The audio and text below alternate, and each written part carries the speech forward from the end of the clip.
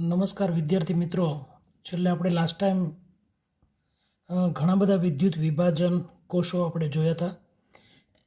જુદા જુદા વિદ્યુત વિભાજન કોષોમાં આપણે પિગલિત NaClનું વિદ્યુત વિભાજન જોયું હતું. એમાં એનોડ ઉપર ક્લોરિન, કેથોડ ઉપર સોડિયમ ધાતુ. મંદ જલીય NaClના દ્રાવણનું વિદ્યુત વિભાજન જોયું હતું.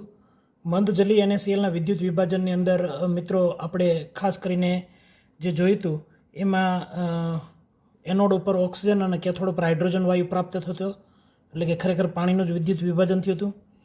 ત્યારબાદ આપણે સાંદ્ર જલીય NaClના વિદ્યુત વિભાજન જોયું હતું. તો મિત્રો એનોડ ઉપર ક્લોરિન, કેથોડ ઉપર હાઇડ્રોજન વાયુ અને દ્રાવણની અંદર NaOH પ્રાપ્ત થયો હતો. આ આપણે સારી રીતે ભણ્યા હતા. આજે મારે તમને એક ઓવર પોટેન્શિયલ ઘટના કોને કહેવાય એના વિશેની વાત કરવાની છે. આજે આપણે વિદ્યુત વિભાજનને અનુલક્ષીને જ વિદ્યુત વિભાજનને અનુલક્ષીને જ આપણે આજે વાત કરવાના છીએ. મિત્રો, વિદ્યુત વિભાજનની અંદર એક તમને પેલો હજી એક વિદ્યુત વિભાજન શીખવાડી દઉં. H2SO4નું વિદ્યુત વિભાજન. H2SO4ના દ્રાવણનું વિદ્યુત વિભાજન તમને પ્રશ્ન પૂછાય બે માર્ક્સમાં. આ બધા જ પ્રશ્નો બે માર્ક્સ માટે ખૂબ જ અગત્યના છે, એટલે બરાબર તૈયાર કરવાના છે. H2SO4ના દ્રાવણનું વિદ્યુત વિભાજન આપણે જોવાનું છે. ખાસ કરીને H2SO4 છે એમાં જો સ્પેસિફાય ન કરેલું હોય કે H2SO4નું દ્રાવણ છે, H2SO4નું દ્રાવણ મંદ છે કે સાંદ્ર છે, એવું કોઈ ક્લેરિફાય ન કરેલું હોય તો આપણે બંને માટે પ્રક્રિયા લખવી પડશે. દાખલા તરીકે હું તમને સમજાવું કે જો મંદ H2SO4નું દ્રાવણ લીધું હોય, મંદ H2SO4નું દ્રાવણ, તો મંદ H2SO4નું દ્રાવણ લીધું હોય તો આપ જાણો છો, મેં તમને પહેલાં જ કીધું હતું કે મંદ શબ્દ લખે એટલે મિત્રો ખરેખર આપણે પાણીનું જ વિદ્યુત વિભાજન લેવાનું હોય છે. એટલે યાદ રાખો, એનોડ ઉપર ઓક્સિજન એટલે પાણીનું જ વિદ્યુત વિભાજન લઈએ એનોડ ઉપર, એટલે કે H2O, એમાંથી 1O2 બને. એનોડ ઉપર ઓક્સિજન +2H +2 ઇલેક્ટ્રોન. જૂની પ્રક્રિયા યાદ કરી લો, આપણને આવડવું જોઈએ પાણીનું વિદ્યુત વિભાજન ફટાફટ. એટલા માટે મેં ત્યારે તમને માહિતી આપી હતી કે આ તમારે પાણીનું વિદ્યુત વિભાજન તો તમને ફટાફટ આવડવું જ જોઈએ. એનોડ ઉપર ઓક્સિજન વાયુ પ્રાપ્ત થાય, 2 હાઇડ્રોજન છૂટા પડે અને 2 ઇલેક્ટ્રોન મુક્ત થાય, એટલે એનોડ ઉપર હંમેશા ઓક્સિડેશનની પ્રક્રિયા થાય. ત્યારબાદ મિત્રો કેથોડ ઉપરની જે પ્રક્રિયા છે, તો કેથોડ ઉપરની જે પ્રક્રિયા છે તો એમાં 2H2O 2 ઇલેક્ટ્રોન મેળવે, અને 2 ઇલેક્ટ્રોન મેળવવાથી મિત્રો ખરેખર શું બને તો કે H2 વત્તા 2OH- બને. આ જે પ્રક્રિયા થઈ એ રિડક્શનની પ્રક્રિયા થઈ.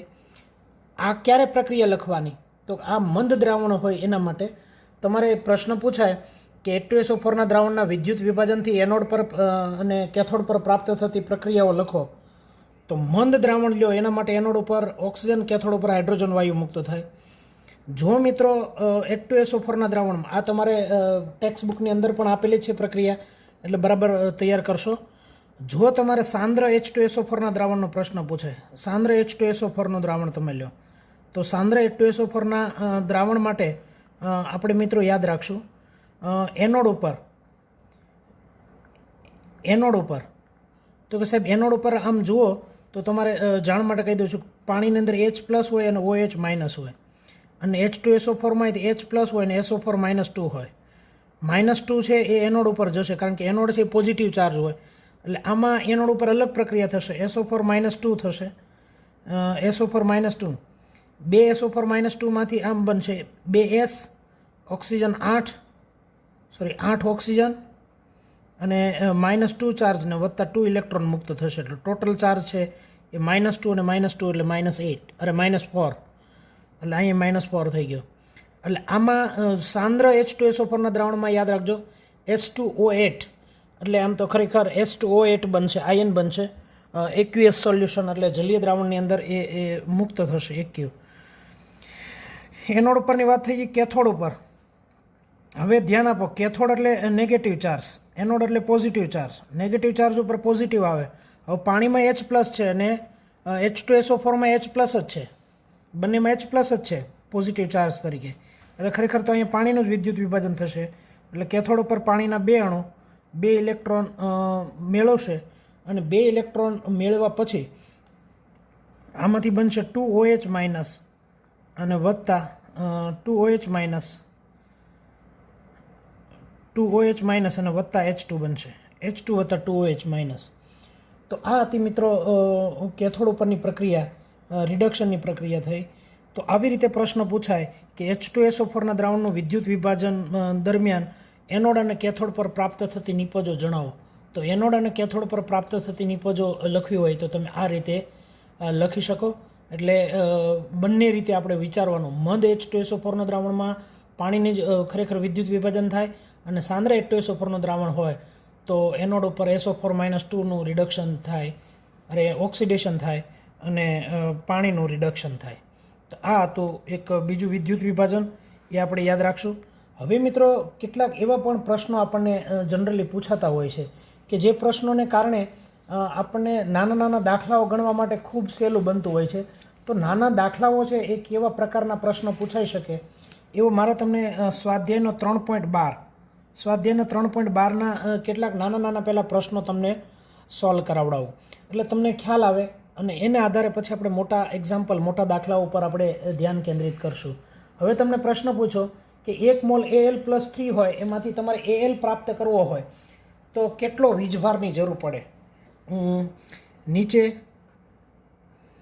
આપેલ પ્રક્રિયામાં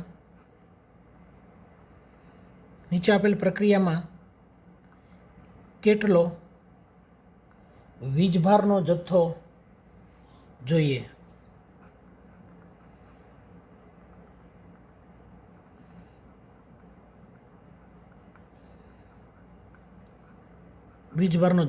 કેટલો વીજભારનો જથ્થો આપણે જોઈએ, આવો પ્રશ્ન છે. દાખલા તરીકે પહેલો જ પ્રશ્ન છે કે Al+3માંથી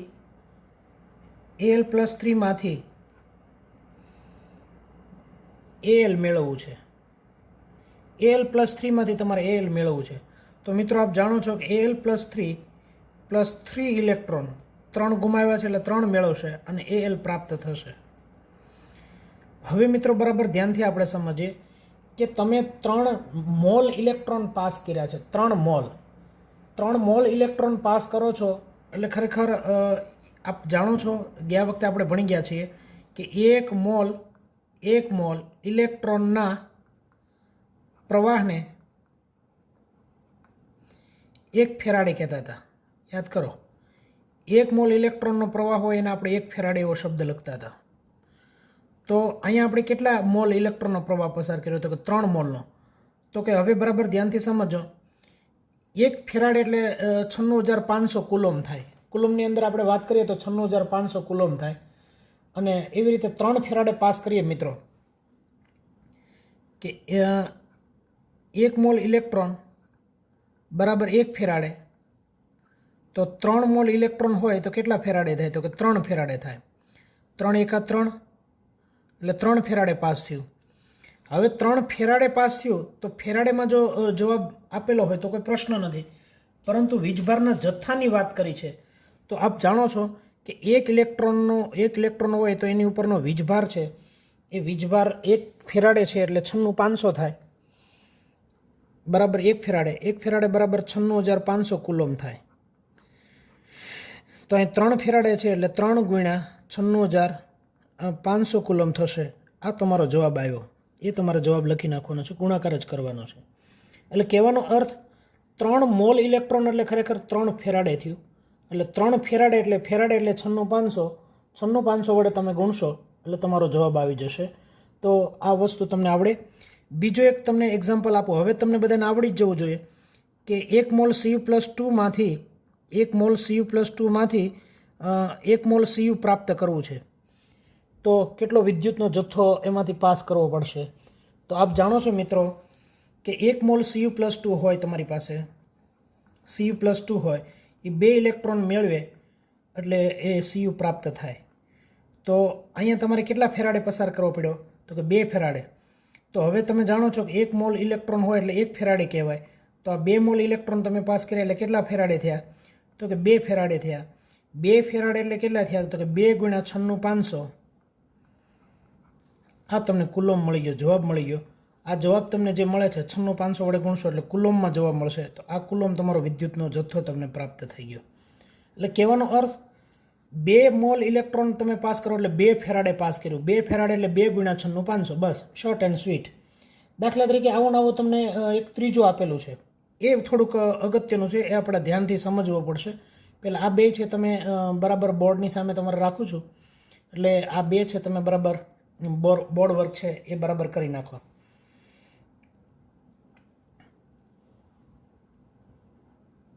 ચાલો, હવે મિત્રો મારે તમને સમજાવવાનો છે ત્રીજી વાત, કે ત્રીજી તમને આવો એક પ્રશ્ન આપેલો છે કે દાખલા તરીકે 1 મોલ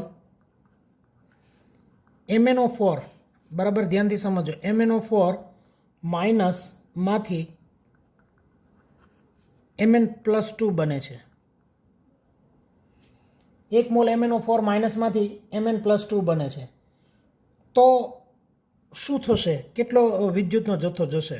તો પહેલી વાત તો આપણને એ ખબર હોવી જોઈએ મિત્રો કે MnO4 માઇનસ એમાંથી Mn+2 બને છે. તો આમાં ઇલેક્ટ્રોનનો ફેરફાર કેટલો થયો? પહેલાં તો ફેરફાર આપણને ખબર પડવી જોઈએ. કેમ આ પ્રક્રિયાની અંદર આપણે જોયું હતું કે 2 ઇલેક્ટ્રોન મેળવે એટલે Cu બને, Cu+2 2 ઇલેક્ટ્રોન મેળવે એટલે Cu બને. તો ઇલેક્ટ્રોનનો ફેરફાર Cu+2 માંથી Cu બનાવવા માટે 2 નો ફેરફાર હતો. ઇલેક્ટ્રોનનો ફેરફાર મળી જાય એટલે આપણને ફેરાડે મળી જાય, અને ફેરાડેને આપણે 96 વડે ગુણીએ એટલે આપણને વીજભાર મળી જાય. તો અહીંયા Mnનો ઓક્સિડેશન આંક આપણે ગણીએ તો O-2 4 -8 ઓલી બાજુ જાય તો +8, 8માંથી 1 જાય તો 7, એટલે Mn છે +7 અવસ્થામાં છે, અને આમાં Mn+2 છે એ +2 અવસ્થામાં છે. હવે મિત્રો બરાબર જુઓ કે આમાં ઇલેક્ટ્રોનનો ફેરફાર કેટલો થયો? તો કે 5 ઇલેક્ટ્રોનનો ફેરફાર થયો. 5 ઇલેક્ટ્રોનનો ફેરફાર એટલે ખરેખર કેટલો થયો? તો કે 5 ફેરાડે થયો. 5 ફેરાડે એટલે કેટલો થયો? તો કે 5 ગુણ્યા 96 500. તો મિત્રો આ તમને જે મળે ગુણાકાર એ તમારો કુલોમ્બ થયો. તો બરાબર યાદ રાખજો કે કોઈ પણ પ્રક્રિયામાં કેટલા ઇલેક્ટ્રોનનો ફેરફાર છે, એ ઇલેક્ટ્રોનનો ફેરફાર એટલે રેડોક્સને આધારે તમને ઇલેક્ટ્રોનનો ફેરફાર કેટલો થયો એ ઇલેક્ટ્રોનનો ફેરફાર તમને ખબર પડવી જોઈએ. એટલે આ બરાબર યાદ રાખવાનું છે કે આવી રીતે દાખલાઓ છે સામાન્ય રીતે એ ઇલેક્ટ્રોનનો ફેરફાર એટલે ફેરાડેની અંદર તમને આવડવા જોઈએ. હવે કેટલાક એવા દાખલાઓ પ્રશ્ન પૂછાય છે મિત્રો કે મેં તમને આ 3.12 છે, આ 3.12ના આ બધા સ્વાધ્યાયના તમને મેં કરાવડાવ્યા. એવી રીતે 3.13 છે, એમની અંદર કેટલાક એક્ઝામ્પલો છે એ તમારે બરાબર તૈયાર કરવાના છે. એમની અંદર એક તમને પ્રશ્ન પૂછું કે પિગલિત, બરાબર ધ્યાનથી સમજો, પિગલિત CuCl2નું દ્રાવણ છે, CuCl2ના દ્રાવણ છે. એ પિગલિત CuCl2નું દ્રાવણ છે, એ પિગલિત CuCl2ના દ્રાવણમાંથી તમારે દ્રાવણમાંથી 20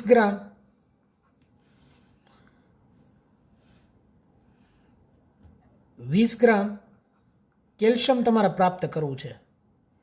તો 20 ગ્રામ કેલ્શિયમ પ્રાપ્ત કરવા માટે કેટલા વિદ્યુતના જથ્થાની જરૂર પડે? બરાબર ધ્યાનથી સમજો, કેટલા વિદ્યુતના જથ્થાની જરૂર પડે તો આપણે બરાબર યાદ રાખવાનું છે. ચાલો, પહેલાં તો આપણે કોઈ પણ તમને પિગલિત દ્રાવણ આપેલું હોય એનું તમને વિદ્યુત વિભાજન આવડવું જોઈએ. તો CuCl2નું દ્રાવણ છે ને મિત્રો, CuCl2નું દ્રાવણ એમાં ખરેખર આમ વસ્તુ છે કે Cu+2 હોય અને +2 Cl- હોય. CuCl2ના દ્રાવણમાં Cu+2 અવસ્થામાં હોય અને 2 Cl- હોય. ચાલો, આ CuCl2 તમને આવડી ગયું. હવે આપણે Cuની જ વાત કરવાની છે કે કેટલું આપણને Cu છે એ પ્રાપ્ત થાય છે. એટલે સિમ્પલ, બીજું આમાં કશું આપણને દ્રાવણ જે આપેલું છે કેલ્શિયમ ક્લોરાઇડ છે CaCl2, તો કેટલો Ca પ્રાપ્ત થાય છે એ આપણે જોવાનું છે.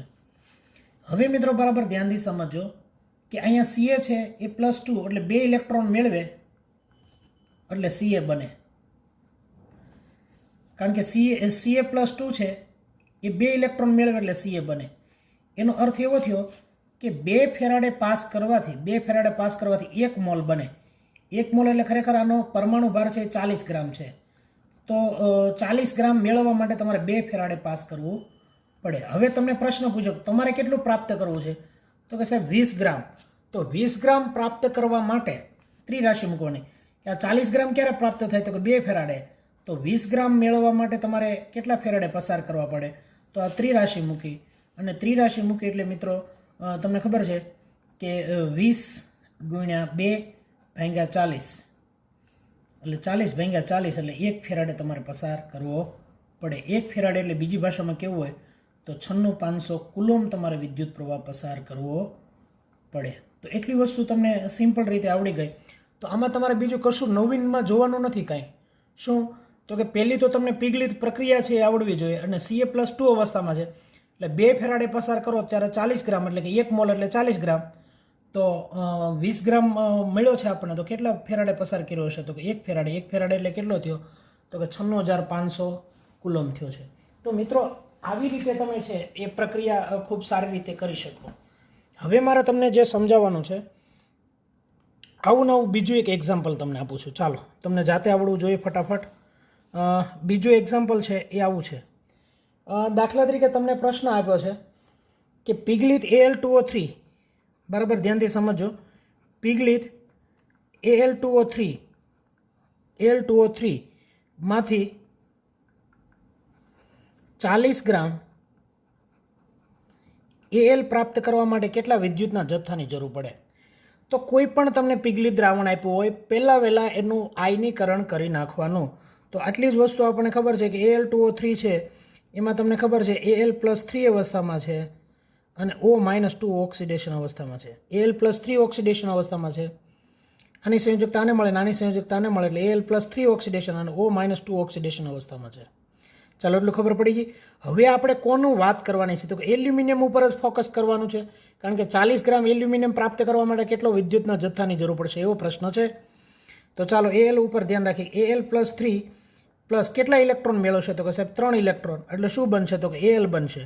હવે તમે જાણો છો કે એક એલ્યુમિનિયમ હોય તો એનો પરમાણુ ભાર 27 છે, 27 ગ્રામ.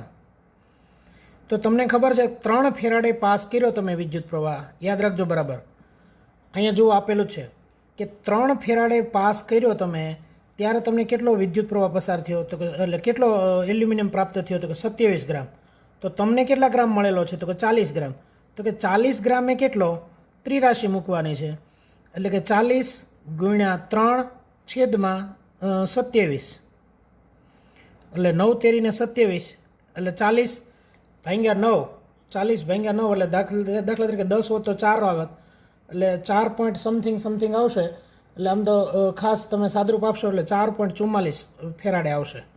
આ તમને ફેરાડે મળ્યો. હજી 3 ફેરાડે પાસ કરાવતી 27 ગ્રામ મળે છે. તો 40 ગ્રામ મેળવવા માટે કેટલા ફેરાડે તો કે 4.44 ફેરાડે. અને જો તમારે કુલમમાં આનો જવાબ લખવો હોય તો કુલમ છે એને 96,500 વડે તમે ગુણી નાખશો એટલે તમને કુલમમાં મળી જશે. તો આ મિત્રો હતું બહુ સરસ મજાની રીત. એટલે કે તમને પ્રશ્ન જ્યારે પૂછાય કે એટલા આ પિગલિત દ્રાવણ છે એમાંથી એટલો ગ્રામ પ્રાપ્ત થવા માટે કેટલો વિદ્યુતનો જથ્થો પાસ કરવો પડે તો સિમ્પલ અને શોર્ટ એન્ડ સ્વીટ આની રીત છે કે તમારે કશું જ નથી કરવાનું. પહેલાં આપેલું પિગલિત દ્રાવણ છે એનું વિદ્યુત વિભાજન કરવાનું, પછી ધાતુ છે એ ધાતુ કેટલા ઇલેક્ટ્રોન મેળવે છે એની વાત કરવાની. અહીંયા સિમ્પલ જ છે કે 3 ફેરાડે પાસ કરો ત્યારે 1 મોલ એટલે 27 ગ્રામ મળે. તો 27 ગ્રામ માટે 3 ફેરાડે તો 40 ગ્રામ માટે કેટલા ફેરાડે ત્રિરાશિ મૂકવાની છે. બીજું કશું આમાં કરવાનું નથી. તો આવા એક્ઝામ્પલ હું તમને પાછા પ્રેક્ટિસમાં આપું. ચાલો મિત્રો એવું જ આપણે એક સરસ મજાનું 3.14 સ્વાધ્યાયનો 3.14માં કેટલાક એક્ઝામ્પલો એમના અનુલક્ષીને છે એ જરા જોઈ લઈએ. તમને 3.14ની અંદર એવો પ્રશ્ન પૂછેલો છે કે પ્રક્રિયા આપેલી છે કે 1 મોલ H2O માંથી 1 મોલ H2O માંથી O2 મેળવવા માટે બરાબર ધ્યાનથી સમજો. 1 મોલ H2O માંથી O2 મેળવવા માટે કેટલા વિદ્યુતની જરૂર પડશે, કેટલા વિદ્યુતની જરૂર પડશે. આ તમને આજે હું બહુ હેલા એક્ઝામ્પલ એટલે કે નાની દાખલીઓ જ કરાવડાવું છું કારણ કે આ જો પેલું તમને બેઝિક આવડશે તો જ બાકીના તમને દાખલાઓ આવડશે. હવે પહેલી વાત તો H2O માંથી O2 મેળવવા માટેની તમને પ્રક્રિયા આવડે છે. H2O હોય એમાંથી ખરેખર 1/O2 બને, 2H+ બને અને 2 ઇલેક્ટ્રોન મુક્ત થાય. યાદ કરો તો આ એનોડ ઉપરની પ્રક્રિયા મેં તમને આવી શીખવાડેલી જ છે. પાણીનું વિદ્યુત વિભાજન મેં તમને શીખવાડ્યું છે એટલા માટે હું વારંવાર કહું છું કે પાણીનું વિદ્યુત વિભાજન તમને આવડવું જોઈએ. તો અહીં મેં 1 મોલ H2O લીધા એમાંથી 1/O2 છૂટું પડ્યું. કેટલા ઇલેક્ટ્રોન ફેરફાર થયો તો કે 2 ઇલેક્ટ્રોન. તો આનો પરથી કહેવાનો અર્થ એમ છે કે 2 ફેરાડે પાસ કરવાથી 2 ફેરાડે પાસ કરવાથી 1/2 O2 મળે છે. 2 ફેરાડે તમે પાસ કરો એટલે 1/2 O2 તમને મળે છે. તો 1 મોલ H2O માંથી કેટલો વિદ્યુત પ્રવાહ પસાર કરવાથી આપણને ઓક્સિજન મળે છે? તો H2O માંથી ઓક્સિજન મેળવવા માટે મિત્રો આપણે 2 ફેરાડે વિદ્યુત પ્રવાહ પસાર કરવો પડે છે. 2 ફેરાડે જો આ 2 ફેરાડે પસાર કર્યો એટલે આપણને ઓક્સિજન પ્રાપ્ત થયો છે. એવું નથી કે આખો મોલની વાત નથી. ઓક્સિજન પ્રાપ્ત કરવા માટે કેટલા? તો કે 2 ઇલેક્ટ્રોન એટલે કે 2 ફેરાડેની જરૂર પડશે. હવે 2 ફેરાડે એટલે ખરેખર 2 × 96,500. તો આનું જે સાદરૂપ આવશે એ એટલા કુલોમ આપણે વિદ્યુત પ્રવાહ એમાંથી પસાર કરવો પડે. આ તમારે સાદરૂપ એનું આપવાનું છે. તો આવી રીતે તમારે મિત્રો પહેલી વાત તો તમને પ્રક્રિયા આવડવી બહુ વિદ્યુત વિભાજનની પ્રક્રિયાઓ આવડવી એ ખૂબ અગત્યની છે, એ ખૂબ જરૂરી છે. એટલે તમને પ્રક્રિયાઓ ફટાફટ આવડવી જોઈએ. બીજું એક એક્ઝામ્પલ તમને આપું છું. તમને એમાં બીજું એક એક્ઝામ્પલ આપેલું છે કે તમારી પાસે 1 મોલ FeO હોય, 1 મોલ FeO હોય, FeO 1 મોલ, એમાંથી તમારે Fe2O3 બનાવવું છે. તો એમાં કેટલા વિદ્યુતના જથ્થાની જરૂર પડશે? પહેલી વાત તો એ. તો હવે પહેલી વાત તો આપણે એ જોવું પડે કે FeO છે એમાંથી Fe2O3 તમે બનાવો છો ત્યારે ખરેખર બેલેન્સ કરવા માટે Fe અહીં અડધો લેવો પડશે, કારણ કે અહીં Fe એક જ છે એટલે Feને હું બેલેન્સ કરીશ. હવે પહેલી વાત એ છે કે અહીંયા Fe છે એનો ઓક્સિડેશન અવસ્થા કઈ છે? તો કે Fe છે +2 ઓક્સિડેશન અવસ્થામાં છે. આમાં Fe કઈ અવસ્થામાં છે? તો કે Fe+3 ઓક્સિડેશન અવસ્થામાં છે. તો Fe+2 માંથી +3 બને છે, FeO માંથી Fe2O3 બને ત્યારે +3 ઓક્સિડેશન એટલે 1 ઇલેક્ટ્રોનનો ફેરફાર થાય છે. 1 ઇલેક્ટ્રોનનો ફેરફાર એટલે ખરેખર કેટલો થયો? તો કે 1 ફેરાડેનો ફેરફાર થયો. 1 ફેરાડે એટલે કેટલો થયો? તો કે 1 ફેરાડે એટલે 96,500 કુલોમ તમારે આમાંથી વિદ્યુત પ્રવાહ પસાર કરવો પડે. 96,500 કુલોમ તમે આમાંથી વિદ્યુત પ્રવાહ પસાર કરો એટલે તમને 1 મોલ FeO માંથી 1 મોલ Fe2O3 બને. ખાલી એટલું જ યાદ રાખવાનું છે કે આનો ઓક્સિડેશન અવસ્થા +2 છે અને આની +3 છે. તો 1 ઇલેક્ટ્રોનનો તમારે આમાં વીજભારનો ફેરફાર થશે. એટલે આવી રીતે તમે એ દાખલો ગણી શકો. હવે મિત્રો એમાં આગળ એક સરસ મજાનો દાખલો આપ્યો છે. એ દાખલો પણ આપણે જોવાનો છે કે 3.15 પહેલાં એકવાર આ તમે બરાબર બોર્ડની સામે રાખું છું, બંને દાખલાઓ છે બરાબર ગણતરી કરી નાખો એટલે તમારા માટે સહેલું બની જાય.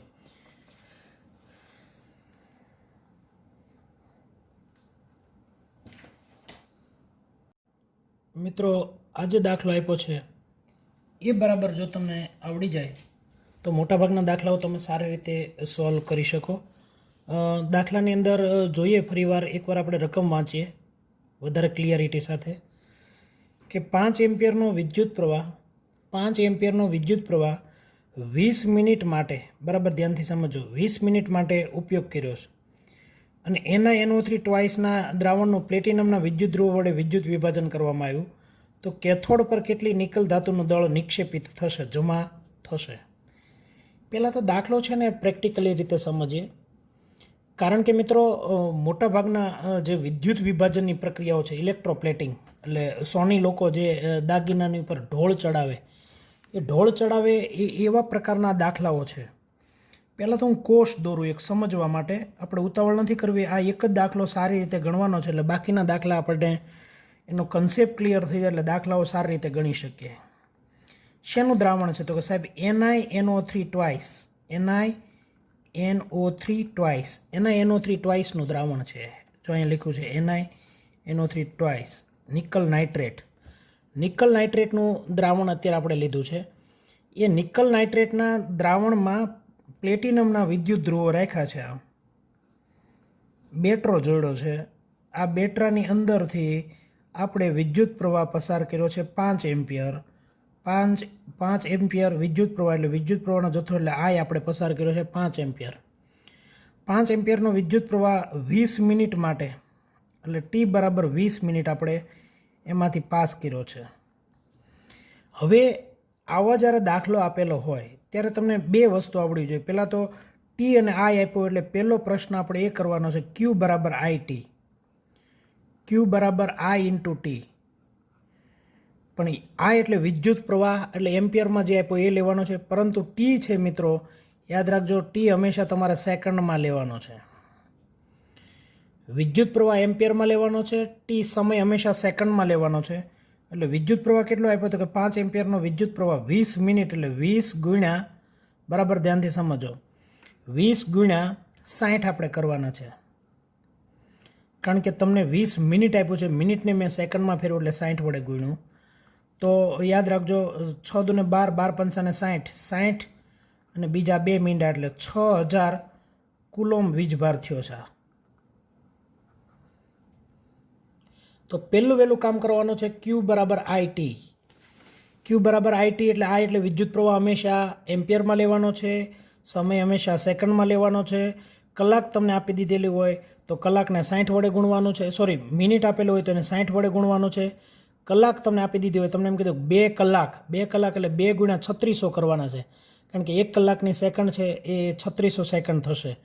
અથવા તો 2 કલાક એટલે 2 ગુણ્યા 60 ગુણ્યા 60, કારણ કે 60 મિનિટ અને એની 60 સેકન્ડ એટલે 3600 સેકન્ડ વડે તમારે ગુણવાનું થાય.